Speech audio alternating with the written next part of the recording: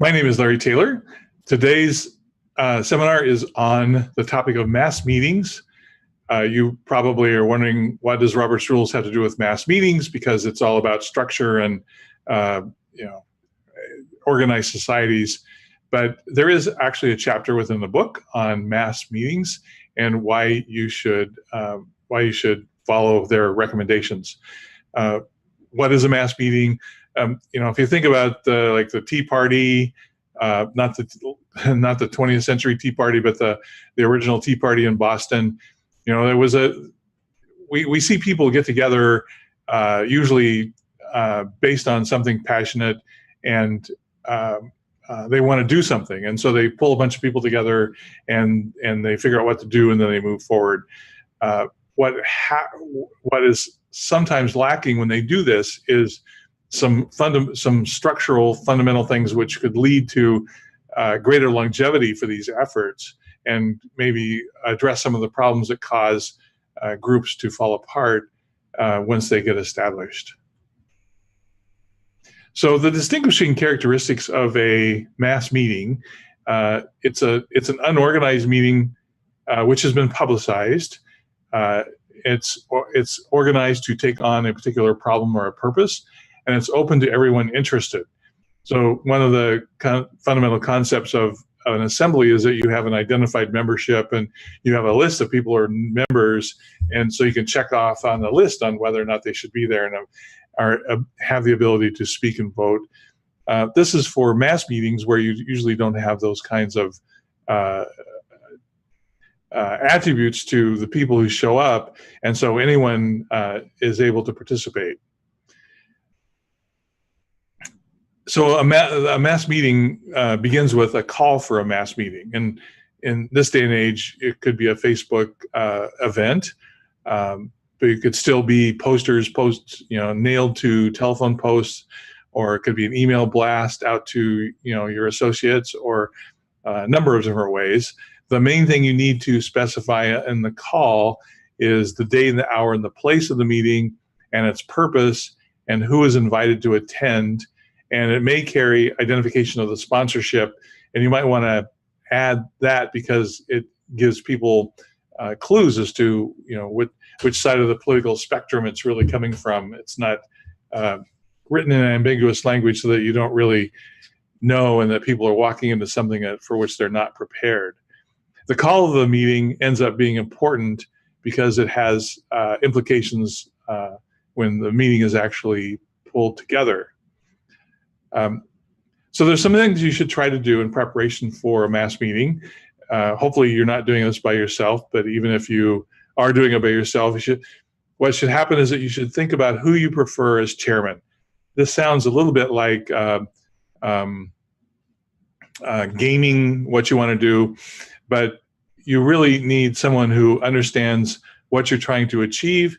And so, you need someone to lead the group and understand, what the objectives of the meeting are. And so this is something you want to think about in advance. You don't want to have a meeting and then pick some random person out of the crowd to move forward with leading the meeting, because they might take it in a direction that you don't want. You should decide on who should call a meeting to order and nominate the choice for chairman. So this gives this allows you to prepare someone to take the role, but in the case that you pick someone that the attendees of the meeting finds unacceptable, they still can have the option to not vote them in. In addition to a chair, you need a secretary, and this is probably a position that most mass meetings don't think about because they're based on some hot issue, and you want everyone to get together and decide what to do next. But the importance of a secretary is that they will record what the decisions have been made, and in particular the language that was used when the decisions were made, because when you start having fights later, it's because people have different recollections of what was decided and agreed upon. And if you have a good secretary, you have that information captured so that you can go back to the language. And usually when you go back to the language that was agreed upon in the meeting, the discussion, the fighting ends, because you can look at the language and say, oh yeah, that's what we decided. You can also propose rules for adoption. Usually in a mass meeting, it's not appropriate to slam down Robert's Rules of Order and get everyone under those controls, because in this day and age, not everyone understands them. But it would be good to have some general rules established so that the meeting goes a little bit more smoothly. One of the things you might consider is like number of speeches, or at least length of speeches. When people get passionate about things, and if they are eloquent, they might go on for 10 minutes and say something that they could have easily expressed in 2 minutes. So you should consider having the group adopt some rules, like, keep speeches down to 2 minutes or something a little bit shorter.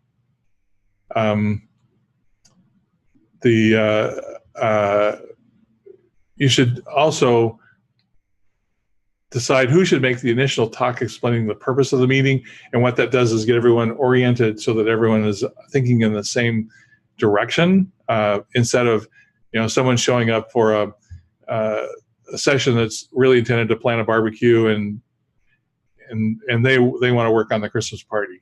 Just getting everyone on the same page. And John, if I'm not explaining things clearly, please chime in and ask questions. So I talked earlier about the call of the meeting being important. All persons in the invited category who attend, if the is considered the membership, and if the call contained no qualifications, then anyone who shows up is a member and can vote and speak. If only those who are invited are admitted, then anyone legitimately admitted has the rights of a member, and anyone there fraudulently can be asked to leave. So if you think about like a mass meeting called because of a neighborhood association disagreement, clearly there's a set of people who are concerned with these issues, and those are the ones you want participating, and you don't necessarily need outsiders unless you've invited experts. But you don't need outsiders coming in and helping you decide on actions that are not relevant to them. So in the call of the meeting, it could be like all the members of the Elliott neighborhood are invited to attend a mass meeting to discuss such and such. And so people who show up from other neighborhoods might not necessarily be allowed to participate. Rules for a mass meeting. So without formally adopting rules, it is assumed that the meeting will proceed according to common parliamentary law. And you go back to the fundamentals of parliamentary procedure. These are things like you only consider one motion at a time. Everyone has a right to speak. Everyone has the right to vote. Those kinds of things are considered common parliamentary law. They are encapsulated in things like Robert's Rules of Order to great detail, but that might be too much. Attendees may cite recognized parliamentary manuals. So if someone at the meeting wants to reconsider something that was voted on previously, the leadership could say, well, that's not a process that we recognize. But then they say, well, it's in Robert's Rules of Order and I want to do it. And so they might be persuasive in that. Adoption of a standard parliamentary authority can be done by a majority vote on the motion of a member, which can then be made immediately after the election of a secretary. So if you really want to get specific about behaviors, you can adopt something like Robert's Rules of Order after the election of the secretary, and then those rules of order then are followed subsequently, and you can then the chair can then rule on things being valid or invalid based on those rules of order. One of the things that was interesting about studying the Second Continental Congress when they wrote the Constitution was one of the things that they agreed upon was that anything could be brought up for reconsideration. They didn't want anything buried and procedurally disallowed from being brought up. So that was one of the rules of order that they had. Just a little bit more on rules. Without adoption of rules, the provisions of the call specifying the meeting's purpose and those invited to attend have a force equivalent of bylaws in an organized society. So when you say that the purpose of the meeting is to organize the Christmas party, that is the meeting's purpose, and those invited to attend are official members of your group who can then deal with that topic. It is not appropriate unless a majority of the people agree to do so, and it would be 2/3 to organize the Halloween party as opposed to the Christmas party. And it defines the subject matter upon which motions are in order. So if someone tries to make a motion and your stated purpose is to organize the Christmas party and their motion is something else, then that is what allows the chair then to rule that out of order. This is incredibly important because when meetings go off the rails, this is when people start losing interest and they start leaving your meeting, and then you lose the momentum that you built up to get them there in the first place. And then the call of the meeting, of course, then has the ability to determine who has the right to participate. Any questions on that so far, John? No, you're doing amazing. Learning a lot. This is good. We have a few people in the audience, including Marcus from Germany. I don't know why you're still up, Marcus. But hey, everybody, thank you for listening. And yeah, I don't have any questions right now. Let me know, guys in chat, if you have any questions about this stuff. So the opening of the meeting, the chairman and the secretary are in general the only officers required at a mass meeting. You can imagine there's no need for a treasurer because you don't have any money, and there's no need for a vice chair because your chair is there. Vice chairs usually take the place of chairs when they don't show up, but you got a chair. Their election takes place immediately after the meeting is called to order. So your temporary chairman calls the meeting to order, and then you conduct the election of the chairman and the secretary. And what this does is allow the majority to choose their leadership. They're not having leadership forced upon them. When the chairman has been elected, then the chair takes office immediately and opens the nominations for the secretary. And then upon election of the secretary then begins keeping a record of the proceedings.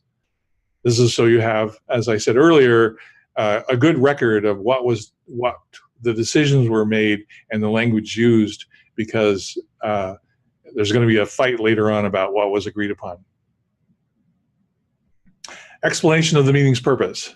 So after elections are completed, the chair requests the secretary to read the call of the meeting. The call should contain the names of the sponsors, and the chair then recognizes the person who is to explain the purpose of the meeting more fully, if not to be given by the chair themselves. Sometimes it's good to have like an elected official or someone recognized in the community, some leader to come in and really give some background to what's going on and get everyone on the same page.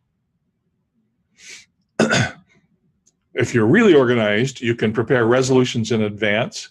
Maybe for your Boston Tea Party, you decided in advance that you want to revoke the stamp tax, and so it would be good to have the language of the resolutions prepared in advance, and then they recommend, of course, double-spaced copies should be given to everyone in advance, and this is on paper. This is not virtually, because you got a mass meeting, and it could be in a park where you don't have everyone has access to the internet, and so you want to be able to hand out the resolution so everyone can see the language that they're voting upon, and if necessary, make amendments to the language. And then the chair states the question on the resolutions. The membership then debates, just like in a regular meeting, and vote on the adoption. And this is where the standard rules of order kick in. Only one person speaks at a time, that sort of thing. They speak through the chair. They don't yell at each other, so the meeting doesn't devolve into something that you don't want it to be. You might want to think of having a resolutions committee. It could be appointed to draft resolutions.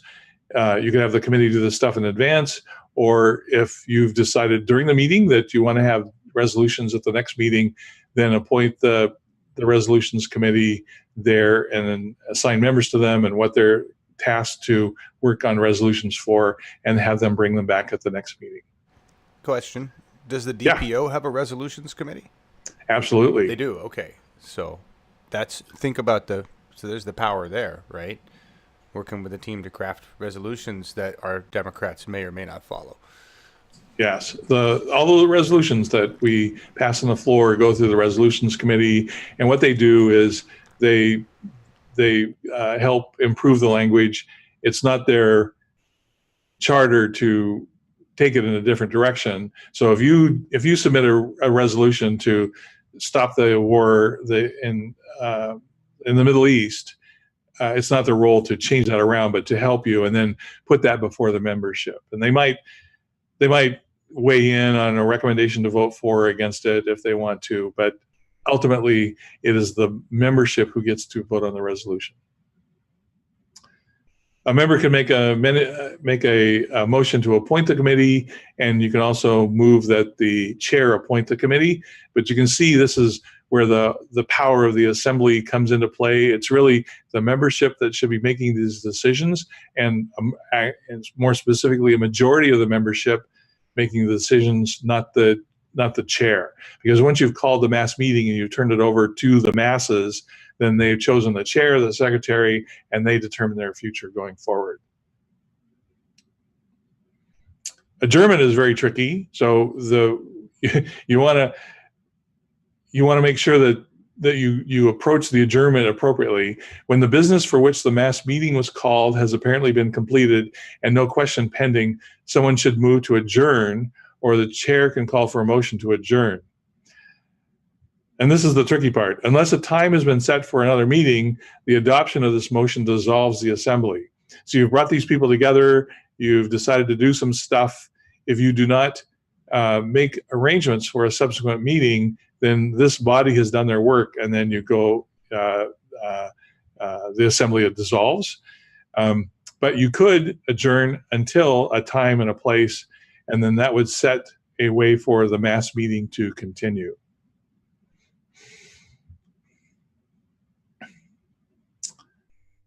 So temporary society. A temporary society may become necessary if more than one meeting is required to achieve the objective, or if an organized society is in order. And if you want to do a temporary society, then the temporary chair and secretary continue until the election of officers. A committee on rules can be appointed, providing for the time and place of subsequent meetings and to work on the parliamentary law to be used. So this is the evolution of your mass meeting into an organized society, and they're recommending that if this is what you need to do to get your objectives accomplished, then you need to start putting some structure around it, like the bylaws. And then the final evolution, then, if it really needs to be an ongoing endeavor, is to make it a permanent society, and that's a whole process in itself, and that's addressed in pages 554 through 561, and that lays out the process for establishing a permanent society, including guidance on crafting the bylaws. So that's where, if your mass meeting really needs to turn into an ongoing group, like if you want to save rescue dogs, and it's a problem that you really need an organization to do. This is how you evolve your mass meeting into a permanent society that then can continue on using democratic principles. And in places like Germany, where they've really worked on their democracy, everybody, you can form a society using this structure, and you can become a political party, and you get equal status. It's amazing. Anyway. You can do that here, and that's why we have 13 or so political parties in Oregon. The challenge in the United States then is to rise above the two-party system and actually become effective and an actual player, instead of someone that just tries to get something done. That's that equal status, though, because you don't. In Germany, you get funding based on the membership, and you get equal airtime. And that's the key right there, right? Yeah, that's very cool. Patrick Starnes had to beat his way into the debates, and I think there was some even that he wasn't invited into, even though he was a candidate of the Independent Party, which currently has major party status in Oregon. So Wow. there really shouldn't be a question about who should be in the debates.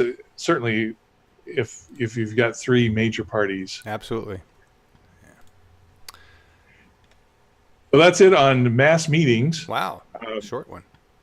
Yeah, the main message here is if you want to do something, follow these fundamental procedures for getting the thing organized and established, and your decisions recorded, and you should have a better chance of becoming a ongoing organization. If anybody, you guys in chat, what do you got, 10 of you here? If you guys have any questions, now's the time. And Larry, if somebody needs help with any of this stuff, who should they reach out to, or where should they go? They should reach out to the Cascadia E-Unit, certainly if they are outside the Portland metropolitan area.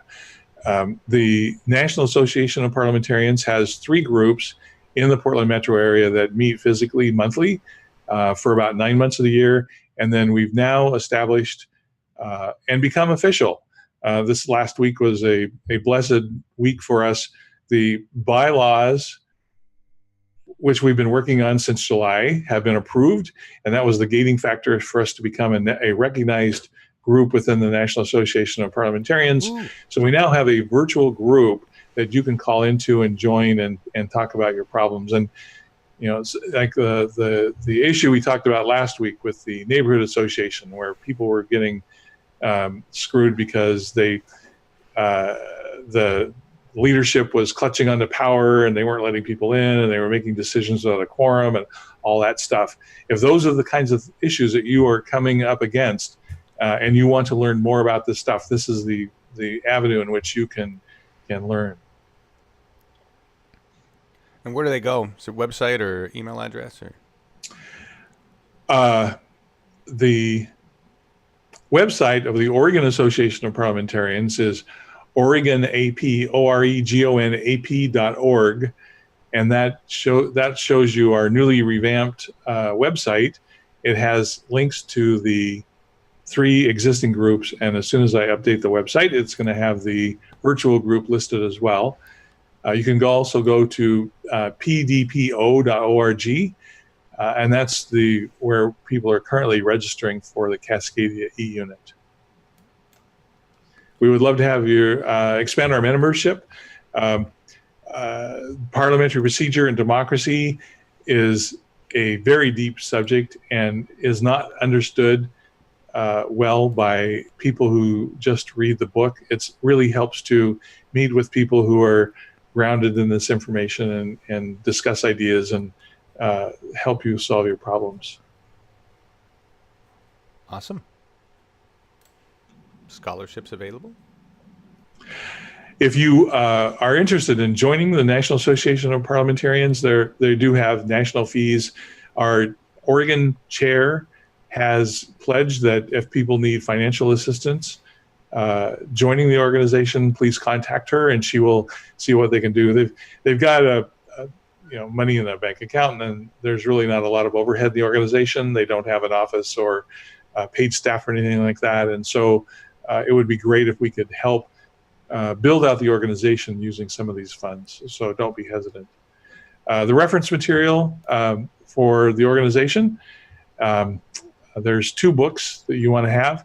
One is Robert's Rules of Order, which is the 760 some odd pages of the details of parliamentary procedure.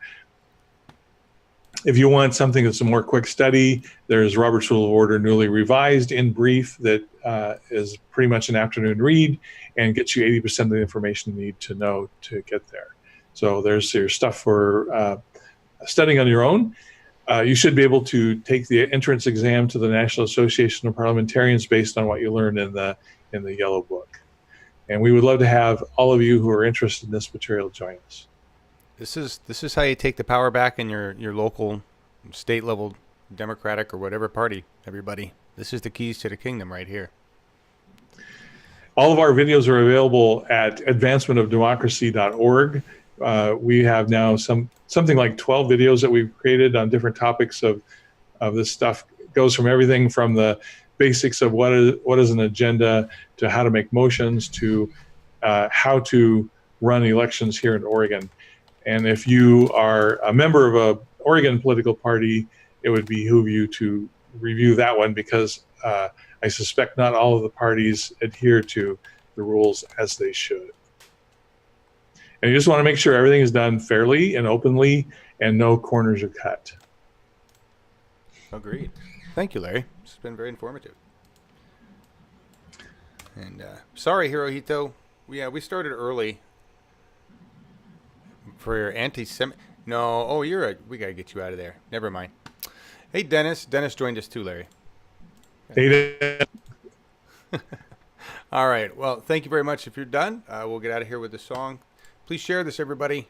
This is all volunteer media here, and what Larry does putting this together takes time and effort and costs money. So if you could help us out, that would be wonderful. Donate.uphillmedia.org. It would help us keep going. Really appreciate keeping the lights on. And we're getting out of here with Gil Scott-Heron's The Revolution Will Not Be Televised, mostly because I forgot that I needed to pick a song for today, for this show, and because it's always a good one, especially with the amount of censorship that's happening right now. Independent media is going to be all we have to really get the progressive narrative out. We don't have control over the corporate media lines, and so every dime you can spare, or any volunteer time you can spare to help independent media grow and continue to push the message, helps. So thank you, everybody. Gil Scott-Heron, The Revolution Will Not Be Televised, Bernie Sanders edition.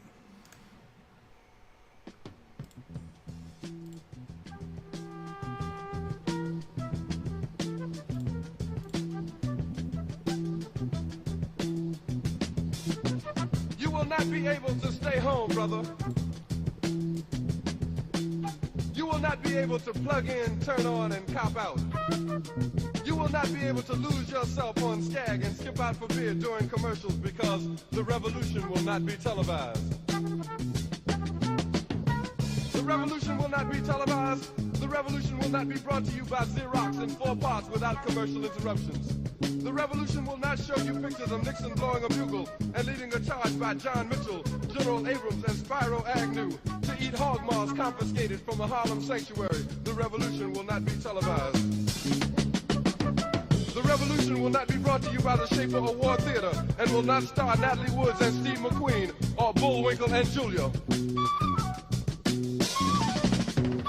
The revolution will not give your mouth sex appeal. The revolution will not get rid of the nub. The revolution will not make you look 5 pounds thinner, because the revolution will not be televised, brother. There will be no pictures of you and Willie Mae pushing that shopping cart down the block on the dead run, or trying to slide that color TV into a stolen ambulance. NBC will not be able to predict the winner at 8:32 on Report from 29 districts. The revolution will not be televised. There will be no pictures of pigs shooting down brothers on the instant replay. There will be no pictures of pigs shooting down brothers on the instant replay. There will be no pictures of Whitney Young being run out of Harlem on a rail with a brand new process. There will be no slow motion or still life of Roy Wilkins strolling through Watts in a red, black, and green liberation jumpsuit that he has been saving for just the proper occasion. Green Acres, Beverly Hillbillies, and Hooterville Junction will no longer be so damn relevant, and women will not care if Dick finally got down with Jane on Search for Tomorrow, because black people will be in the street looking for a brighter day. The revolution will not be televised. There will be no highlights on the 11 o'clock news and no pictures of Harry R. Women liberationists and Jackie Onassis blowing her nose. The theme song will not be written by Jim Webb or Francis Scott Keys, nor sung by Glenn Campbell, Tom Jones, Johnny Cash, Engelbert Humperdinck, or The Rare Earth. The revolution will not be televised.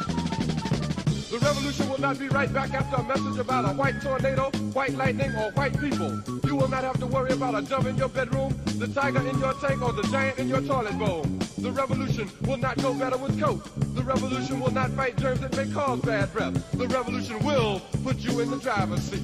The revolution will not be televised, will not be televised, will not be televised, will not be televised. The revolution will be no rerun, brothers. The revolution will be live.